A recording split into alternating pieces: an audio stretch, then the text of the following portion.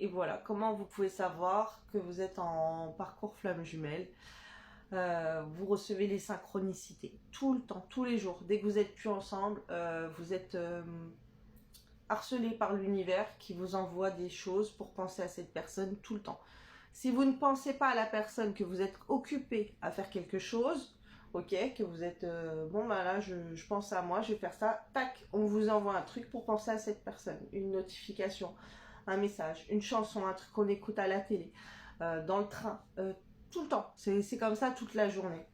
Vous avez ça, vous avez des choses qui se répètent. Généralement, pendant votre réveil, moi j'ai eu le côté spirituel qui est ressorti, pendant que lui, c'est son côté artistique qui s'est développé. À un moment, il y a eu un switch où... Enfin, un switch. Et à un moment, moi, je suis partie dans son artistique à lui, ok. Je me suis... et c'est des choses que j'avais depuis que j'étais enfant.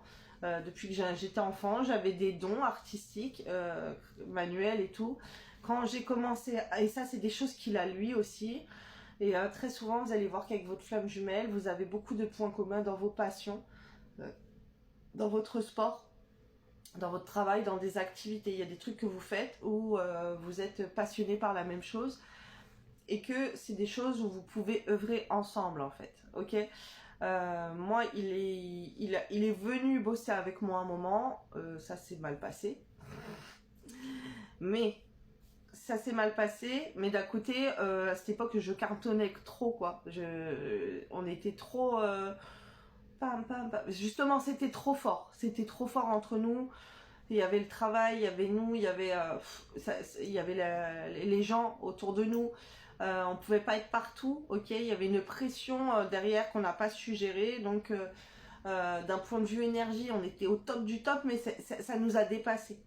Tout ce truc-là, ça nous a dépassé. Donc là, on a mis le holà, enfin moi j'ai mis le holà là-dessus. Lui aussi. Non, lui était très insistant. Moi, je lui mettais le holà. Après, quand j'ai voulu que lui revienne, lui il ne voulait plus. Ok, il a...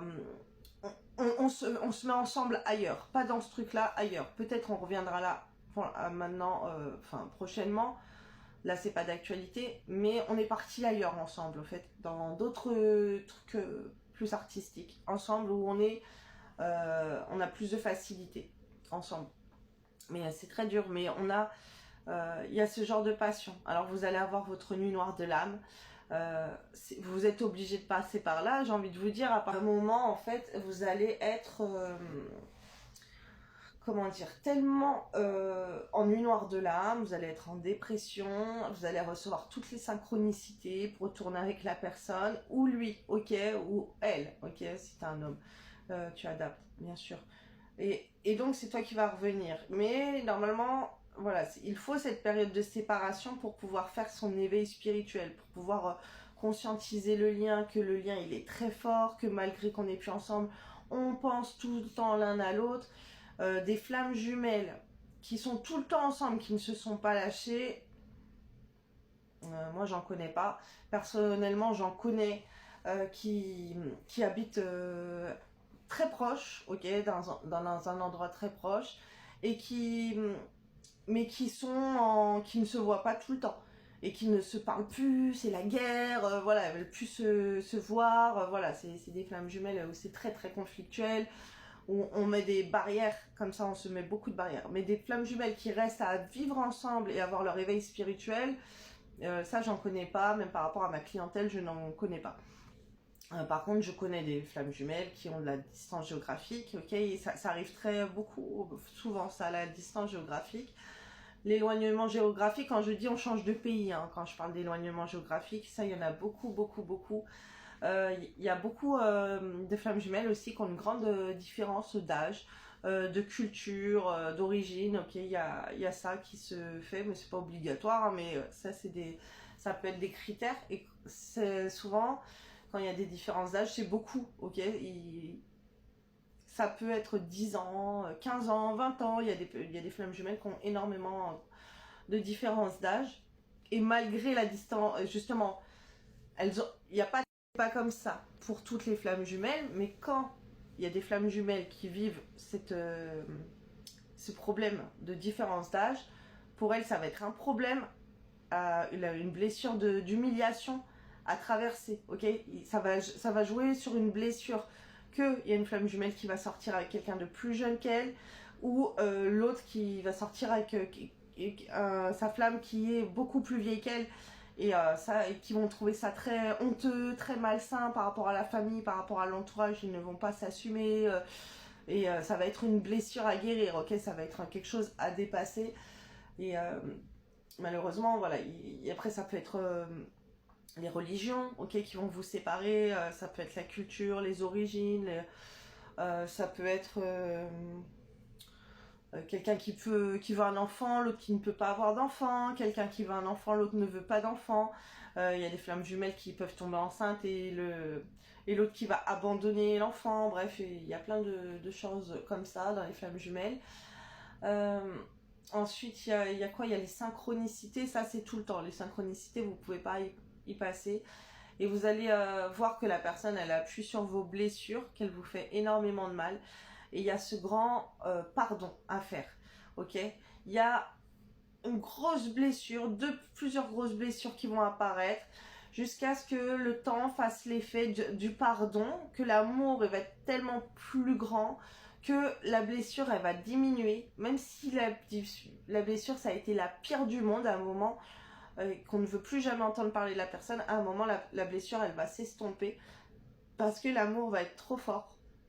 Et tellement l'amour va être fort, en fait, on rentre dans le pardon et on ne pense plus à la blessure parce que on se rend compte que le seul bonheur qu'on a, c'est d'être avec l'autre. Malgré tout le mal que la personne nous a fait ou qu'on lui a fait, on ne peut pas s'empêcher de l'aimer et d'être attiré à cette personne. Il y a aussi le coup, on va se regarder tout le temps sur les réseaux sociaux. Alors je connais des femmes qui n'ont pas les réseaux sociaux, elles sont bloquées, elles pensent même pas à aller créer un autre compte. Moi je leur dis mais créer un autre compte, un faux profil pour aller voir son profil en fait.